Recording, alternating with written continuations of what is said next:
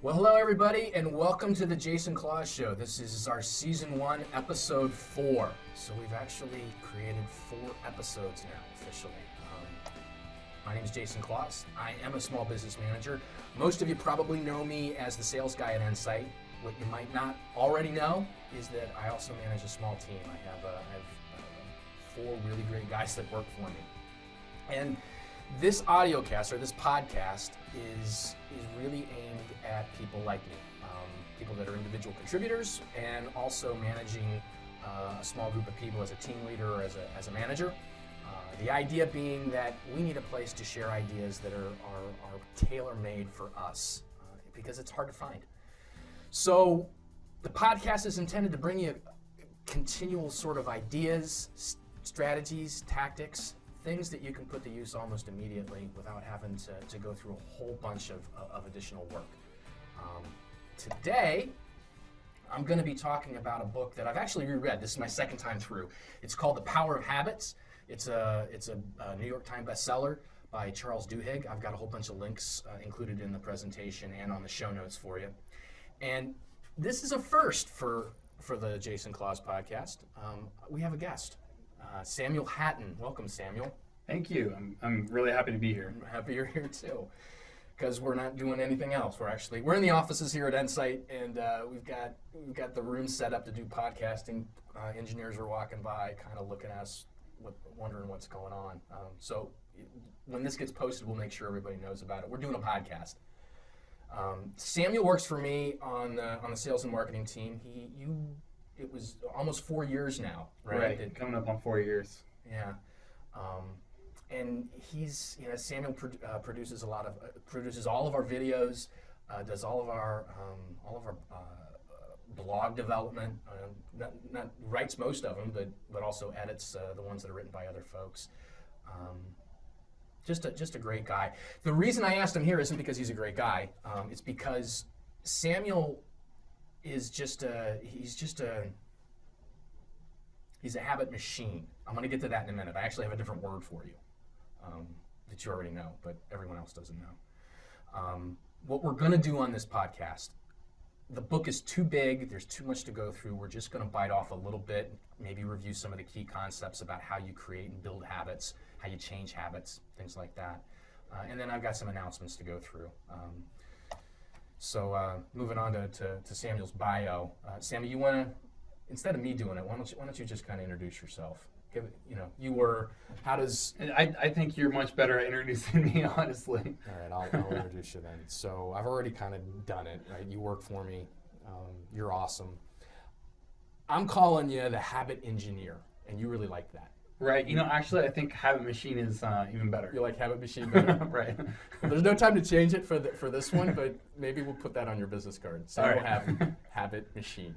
That's not a bad idea. But what I mean by that is that from the day that Samuel got to Insight, I noticed he's continually applying the concepts from this book, and I don't think you had read the book yet, or had you? I have no idea. I go through lots of books, but this is one that I have read, for sure. But Samuel has and it doesn't matter, like in almost every aspect of his life, Samuel is deliberately trying to create habits for himself. Like the one, I don't even know if it's a habit, but maybe the habit is to avoid this, but for a while Samuel was giving himself cold showers in the morning. Right. Talk about that. That was a habit. It was deliberate. Right. It wasn't like he wasn't trying to punish himself. Talk about that a little bit, right? Because I would never do that. Right. So I was trying a lot of natural ways to wake up early without coffee, and that was really difficult. So one of those things that I incorporate in my morning routine is an ice cold shower, and that definitely wakes you up. It's like a splash to the face with cold water, but you're over your whole body. It's funny because the ice bucket challenge is going around when I was first doing that, and I was like, you know what? I do ice bucket every day. Come on. You know what we need to do? We need to include Josh's ice bucket challenge in the show notes. Oh, that'd be great. One of our owners here at Insight did an ice bucket challenge. Samuel produced it and recorded it and put it up, and it's pretty good. So, yeah, we had help from the whole company with that one. Yeah, so we'll include that. Well, cool. We're just a disclaimer here. I'm not advocating cold showers as a way to be a better manager. I mean, it might work, but I certainly don't do it. I'm also going to include, if you want to connect with Sam, Sam, you're actually doing life coaching too. Yeah, I have a few clients to actually build habits. Okay, you want to plug your website or anything like that? Yeah, it's SamuelHatton.com, and I'll make sure to put a button there for. Okay. Yeah, if you want to check, we'll include all Sam's contact stuff in the show notes, so you can connect with him directly. Thank you. That'd be good. Yeah. All right, so getting right into it, the book that I want to cover tonight, it's called The Power of Habit. It's written by Charles Duhigg. We'll include a whole bunch of other links. What I really like about a lot of the books that are coming out now is the companion websites, because there's all these study guides and aids, and so I'll include some links there. A lot of what's in this, what we're going to talk about today, is actually in the study guide for off of Charles' website. The book was published by Random House, and it's a bestseller. So we're not the only ones that are saying it's good. Other people are saying it's good too. Smarter, brighter, more influential people are saying it. So we're going to start off with just kind of getting into the case of why the book's a good book.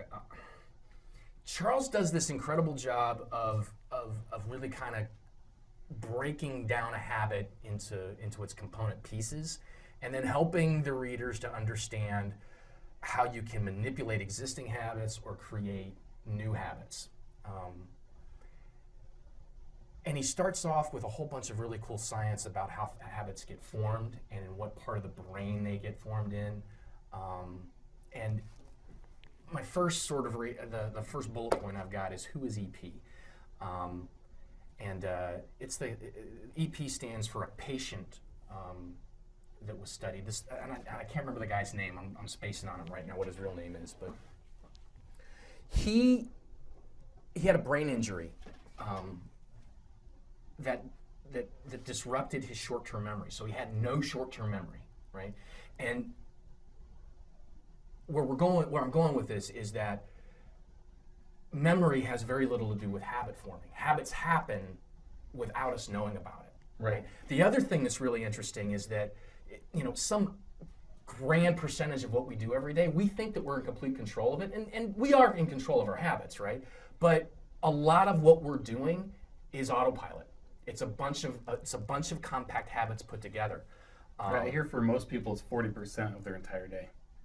Yeah, it's some huge percentage, right? Way more than what I thought, right? Because we like to think that I'm in complete control. But when you think about it, right, most of us are commuters. How many times have you gotten in the car and ended up at work and not really remembered how you got there? Right, not even thinking about it. Right, you were just on autopilot. The habit took over. And what was really cool from the beginning of this book, and kind of looking at this patient who didn't have who had lost the ability to have his short-term memory. It was gone. He only remembered his life up to the accident, and then everything after that he would forget in a couple of minutes. What was really interesting about this story was one of the researchers that was working with EP came to realize that he was still developing habits even without the memory. So the example that hit me really hard was, because of his injury, his wife had to move him to another place, and so now every day he was in as far as he was concerned, it was a brand new living room, and he would watch TV. And to begin with, someone would have to help him figure out where the bathroom was. Right. But over time, the researcher began to notice that EP he needed to do his business, and he would get up and go to the bathroom and then come back and not need to be instructed as to where the bathroom was.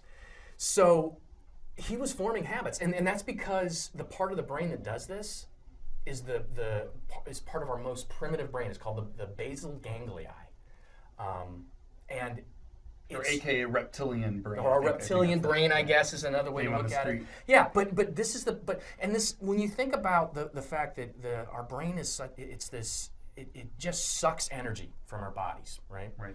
So the idea that we've got this mechanism that goes way back in our evolution, whose sole purpose is to try to conserve energy. That's really what a habit is, right? You have this behavior that once it's encoded and the neural pathways are created, it just exists, and it doesn't require as much energy or willpower or it requires no conscious effort on the brain's part. So freeing up that energy for all other parts of the body.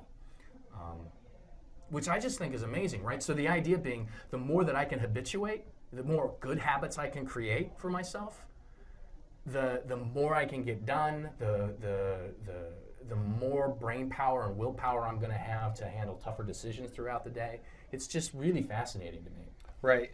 You can spend a lot of time developing a lot of different types of habits, but the ones that are best, what I hear from you, the ones that are best are the ones that set you up for the better habits. So like a solid morning routine would be a great example of a good habit that you'd want to develop to affect the rest of your entire day. Right, and I think we'll get to some examples maybe a little bit later on. I think what I want to talk about now is kind of the mechanics of a habit, because what is it exactly? And the Duhigg does a great job of just kind of diagramming a habit for you. There's three component pieces to it. There's a cue, and so an example of a cue might be I get in the car and turn the key on, headed to work. There is a behavior. There is me driving, or a routine, me driving to work, and then there's a word, I reward. I arrive at work, right? Right. So the cue lets the basal ganglia, the neural pathway know, okay, this is the beginning of the routine. I do the routine, the encoded routine, and then there's some sort of reward that you get. And it can be all different kinds of things, sugar water, or a feeling of self-worth, or just getting accomplished what you want to get accomplished. And when you think about it, that's really, really simple, right? You have cues, you have rewards, and then in the middle you have the routine or the behavior that's habituated, right? Just on the face of that, I found that very powerful, because if you can manipulate, knowing that, I can manipulate different parts of that model to change the desired outcome, or at least that's what I thought initially. It turns out that there's a specific way to do it, but I want to use an example from the book, and I don't know how many of us are familiar with the toothpaste Pepsin. I wasn't. I had to go look it up. I did some Google searches and found some really cool vintage ads about Pepsin. But here's the really interesting thing. People didn't always brush their teeth. I didn't know that.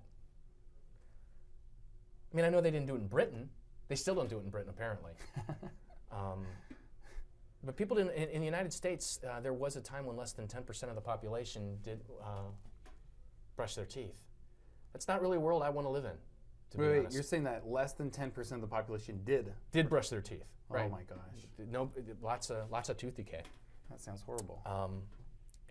And it wasn't until an ad man named Claude Hopkins came along to change that. And he made a fortune changing that, but he also made life, I think, a lot more pleasant for us. So thank you, Claude Hopkins, for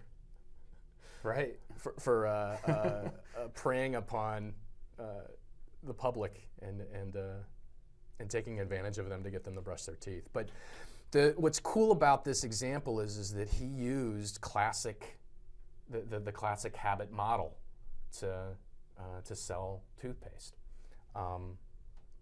He spent a lot of time doing research and discovered, I can't remember what it's called, but he called it the film. You wake up in the morning and you've got that film. The plaquey film. Yeah, on your teeth, right? People just live with that. He decided to name it. He named it the film, and he started to draw attention to it. So that was his cue, right? You wake up in the morning. A lot of the ads say, just run your tongue across your teeth. Do you feel that? You feel the film? Wouldn't you like to make that go away and have a clean mouth, right? So he was creating a cue for, okay, I've got the film. I need to brush my teeth, and that's the habit. And then the reward is I've got a clean mouth. And this habit worked. He got America to, I wake up in the morning, I brush my teeth. Before I go to bed, I brush my teeth, right? It's a habit that was given to me by Claude Hopkins, that prior to his his campaigns we didn't do, which I thought was, and I just think that's, I mean, it's just such an awesome example of how, you know, somebody applied this. He didn't know he was doing it, at least not in the power of habit parlance. But I think it's a really powerful example of how you can use these things to change your life and to change the lives of the people around you. Particularly, you know, this is a podcast about management ideas, right? Right. I think, you know, actually this might be, you know, I deliberately try to create habits for us that all the systems and processes that exist in a company are like the huddle, right? I mean, the huddle is we do. You want to talk? Why don't you share a little bit about the huddle? Yeah. So the example of the queue is 8:55, right? Means get on the phone. Well, that's what it means for you. For me, it means 9 o'clock. But yeah, so get on the phone and call in for the huddle, and then we have our routine, right? And do you want me to go all the way into the huddle? I don't think. I mean, it's meeting rhythms are a really important part of managing a team. Right. I think, right? Particularly for me, because I'm in the field all the time. I do sales and so I need to have that daily connection point so that I can keep tuned into what's going on. And we struggled, right? To begin with, we struggled, and it really, for me, and it was me. I was the one struggling because you guys would be on the call, and I'd call in 5 minutes late or something like that. So for me, I actually had to create a queue, and it's alarm. I have an alarm that goes off at 8:59 every day, Okay. and that's how I know I need to dial into the huddle. So there's actually something that I do to prepare for the huddle sometimes, and that is at the very end of the workday, I have a queue to write out my summary, because if I don't have a summary to give you, then you come to me and you're like, hey, where's the summary? Because you know I'm going to ask you for that. Right. That's funny. All right, so we're not. This is just an overview, right? There's an entire chapter devoted to this to this piece of the book. I actually found an excerpt on Slate.com. I'm going to include a link to it in the show notes, but it really goes. It's 2.5 web pages worth of detail on the Pepsin case study. So if you want more information, I'd encourage you to go check that out. There's a piece that I did leave out at kind of this part of it, and it's the fact that some habits stick and others don't, right? And this Pepsin example was a good one, because it turns out that while the three components are the three pieces of the habit, there are lots of cues and routines and rewards that don't actually turn into habits. I can't give an example right now, but what Duhigg was getting to was there's another piece. There's a fuel to making the habit happen. Willpower or desire. Okay. Right. So when you go, again, the ad guy, he didn't know this. He just happily stumbled into this and made millions of dollars. Excuse me. So the craving, right? That's the desire, the craving. That's the fuel that powers these things. So going back to his example, you had your cue, the film, the dirty teeth. You had your routine, brush your teeth, and you had the reward, a clean mouth. But there was another piece here. We feel it today. When you brush your teeth, there's a tingling sensation that goes with brushing your teeth. And we just assume that's the way it is, right? The foaming, the tingling, right? The toothpaste doesn't necessarily need that. And in fact, there's toothpastes that don't have that, right? In World War II, the toothpaste didn't have any of that. But that tingling sensation turned out to be something that you crave. Right. And if you think about it, it's kind of what tells you that your mouth's clean, right? So kind of grafting that over top of the model, you see when the cue happens, you're not necessarily craving a clean mouth. That's the end game. That's kind of what you want, and that's your reward. what you're craving is that tingling sensation. So in giving that example, that's how Duhigg gives us this complete sort of model for how a habit is created and its key components, right? There's a cue or a trigger, there's your the core behavior or the routine that sits in the middle, and then there's your reward, all reinforced by an emerging craving for some part of that reward. Is that making sense, the way this whole thing is structured? It makes it a little bit more difficult to digest, but... Right. Immediately I'm trying to check it against some of the other habits we've already discussed, like the huddle. But something that's really interesting about the huddle is there actually is a craving for, well, us anyway, on the employees, not the manager side of things. But we go and play ping pong right after our huddle, you know? So, I didn't know that. That's cool. Yeah, we're always, it's like once the huddle's over and now we can play ping pong. So, I mean, we've always looked forward to it. So. Yeah. I know what mine is because I thought about it what too. Is it? It's this desire to connect. That if on the days that it doesn't happen, it's noticeably absent. Oh, right. That I haven't had it. That I don't know what you're doing, right? I don't know where you're at. I don't get to joke with you or any of that, right? You're probably going to get into the huddle in a later podcast, but one of the components of the huddle is good news, and that's another thing that's really important for bringing us together, and just knowing that there's some good things happening, either professionally or personally. So yeah, cool. All right, so what? Right, this is all kind of interesting stuff and yay habits, but how do you apply this, right? And I guess we've kind of, the huddle's a great example. Here's what I want to do. Think if you could share an example of a way that you've created a habit for yourself that's benefited you professionally. You think you could share one? Does one come to mind? If not, maybe something else would be okay. Yeah, I'd say that the being diligent and sticking to an inbox 0 is definitely something that has helped me professionally.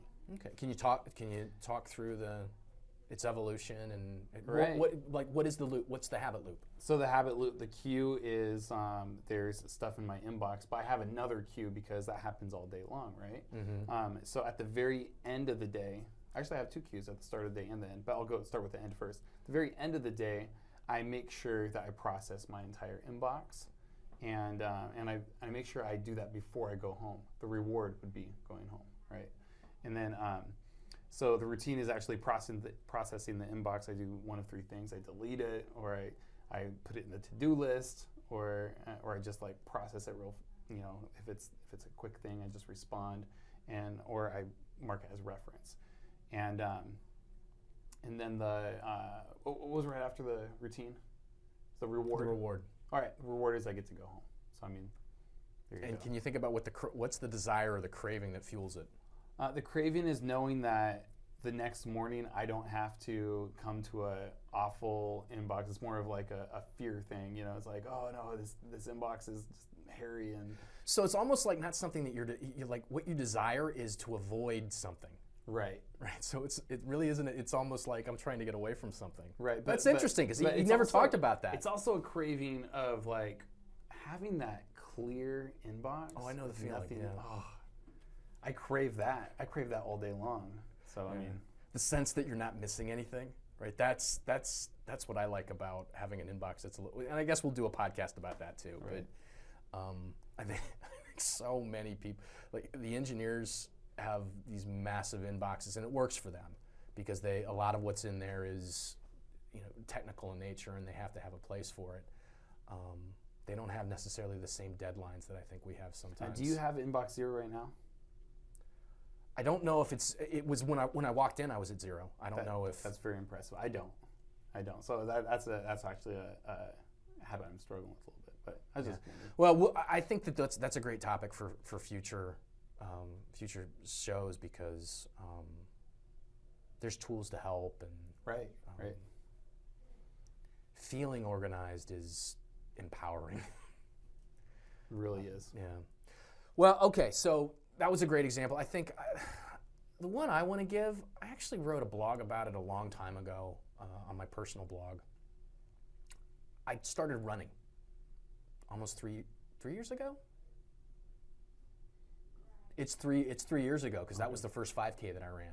And I have small kids, so there is no way that I'm going to be able to do it during the day or when I come home from work. I needed to do it in the morning, and I was really bad at getting up in the morning.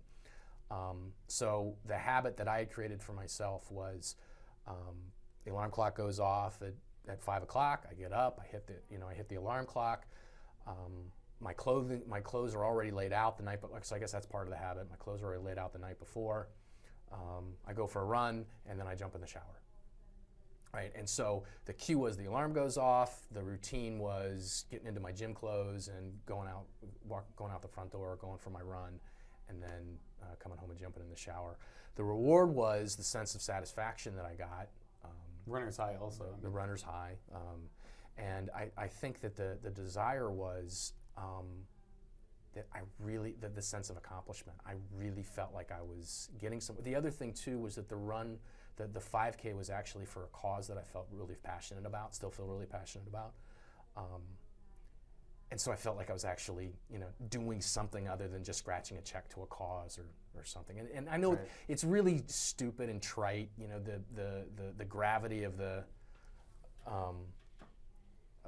charity, just because I'm running for whatever, and I don't want to get into that, but it was something, right? And for the suburban dad, it's what I got. So. And I still do it to this day. I'm still waking up, and not every day. It's now the routine has changed. I give myself a break on Tuesday and Thursday, but I run the rest of the time. Good job. That's good. Not very far and not very fast, but I do it. So that's mine. I think what I wanted to cover, there's once I started to understand how a habit works, I started to see the bad ones for what they were. And I started to feel some hope in my ability to influence them. And we haven't even gotten into how you do that, and we're not going to do that on this podcast. There's tons more to this book, and in fact, there's a golden rule that Duhigg talks about to changing habits. I'm not going to do it justice here, but basically what he says is to change a habit, you have to change the routine in the middle. You really can't muck around much with the cue or the reward. They have to stay the same. You can only, to be successful, you really have to look at changing the encoded behavior in the middle. Right. And he devotes a lot of time to that. He also talks about the concept of keystone habits. And there's an awful lot out there on the internet. If you Google keystone habits, you'll find a lot of really cool stuff.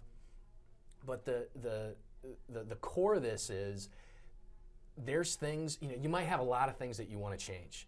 But there are some things that if you concentrate your energy on changing that one thing, it fuels your belief system and actually creates the ability to make future changes. One of them, for example, happens to be exercise. Another one happens to be goal setting, right? So I don't know what experience you've had with this. Priorities for the day. Yeah. But I thought that was really cool. And in fact, I think I'm a testament to exercise has really had a profound impact on things I've then gone on to change as well. He talks about engineering habits and how you can do that to conserve willpower. He's got a whole chapter devoted to that. He talks at length about, he does a case study about Alcoa and how their CEO set the idea of safety and making safety the #1 priority, and then what impact that had on the rest of the organization. It actually, that this company went on to experience unprecedented growth and success, and that's in part it was this vision and this habit. There's a chapter about how Target, among other places, use habits and our habits and pregnant mothers' habits to predict buying behavior and then also to manipulate it. It's pretty Machiavellian and a little frightening, but it's worth delving into because it's instructive, because it's happening out there. I don't know what you do with it other than just listen. know about it unless you're unless you're a statistician and a database marketer, then you tell all your friends not to listen to this podcast, I guess, or read that book. And then it ends with it characterizes the civil rights movement and kind of graphs that over habits and how not just how individuals have habits, but disjointed non-organizations have habits, and loosely knit together social networks. Really, really cool stuff. The short of it is that you may end up being like me and rereading this book because it's that good. There's that much to it. Anything you want to add, Samuel, or anything you remember from reading the book? It has been a while since I read the book. I'm just happy to come along. Well, I'm glad you're here too. I think this has been fun. Yeah. Okay. So maybe you don't have time to read books. I don't know. Like I said, most of us have commutes. Right.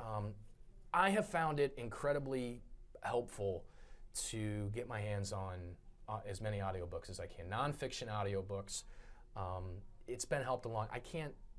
Our CEO, Mike Chapit, and our director of client services, John Grover, they have lived and breathed this for a decade.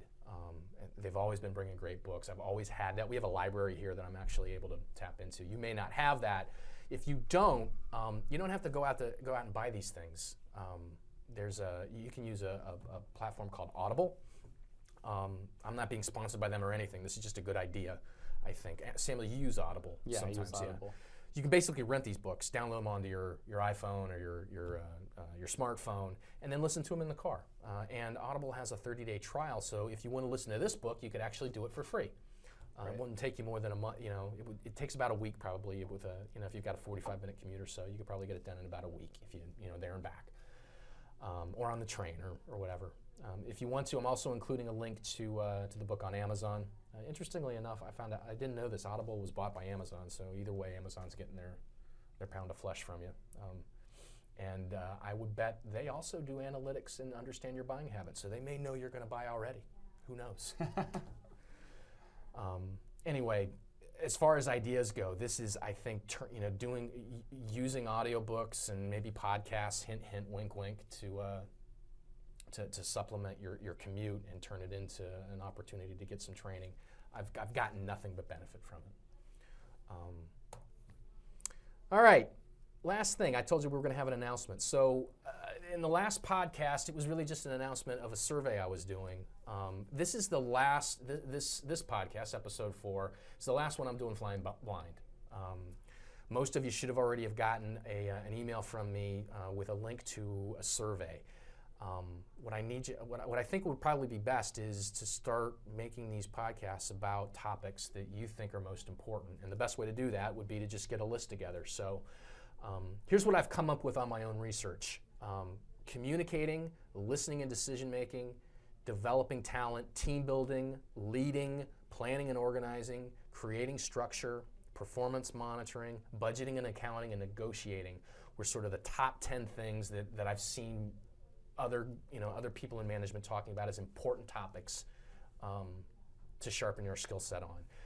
I've already gotten a lot of response. Thank you to everyone that's responded. It's really, really helpful. And so what the order that I mentioned these topics in is the order that we've got so far based on your force rankings.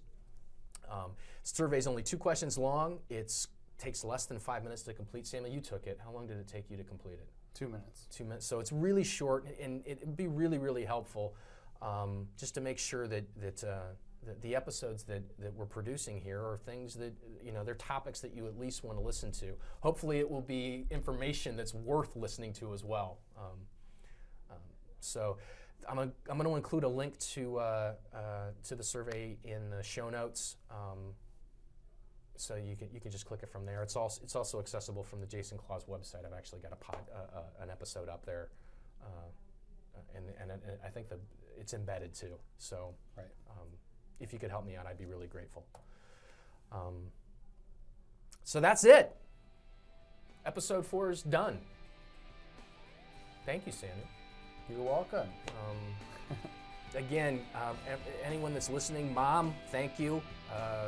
I'm going to listen. Jason, thank you. Samuel, I hope you listen. Thank you. Anybody else, thank you. If you liked it, maybe head over to iTunes and rate us. Only if it's a good rating. If you're going to just say nasty things, I don't want to hear about it. Just tune out. That's okay. I give you permission. Tune out. Don't forget to try to take the survey. You can actually get to it if you aren't going to go near the show notes. It's jasonclaus.com/survey. Samuel, I'm a Ruby on Rails programmer, software developer, hobbyist. Trying to figure out how to get those vanity URLs. Took a little bit of work, but I figured it out. So very cool. We've got it. And if you're not already getting an email, somebody may be forwarded this to you and you want to sign up to find out when new podcasts are being posted, you head on over to jasonclaus.com/contact. Or pretty much from anywhere on the site, you can sign up for the email. Just look for the subscribe button. That's right. It's blue. Right? It's blue. Next time. So next time, item number one, topic number one, communication. I got a great email from a gal, Heather Chapin, actually our president and CEO's wife, sent this out. It wasn't really management focused. It was about how Facebook. We're always putting our best foot forward, and how we Facebook kind of turns us into a bunch of liars, and that's what got me thinking, right?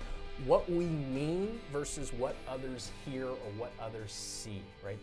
The idea of just because I encode a message, I send it to you, Samuel, or I say it to you. Right. The way you perceive it may be entirely different from the way that I put it together, right? And I think that happens a lot.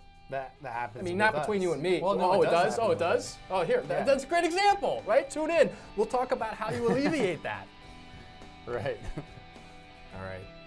Thank you again for tuning in. Until next time, I'm Jason Claus. I'm Samuel Hatton. Thank you for letting me be on the show. My pleasure. We'll talk to you real soon. Take care.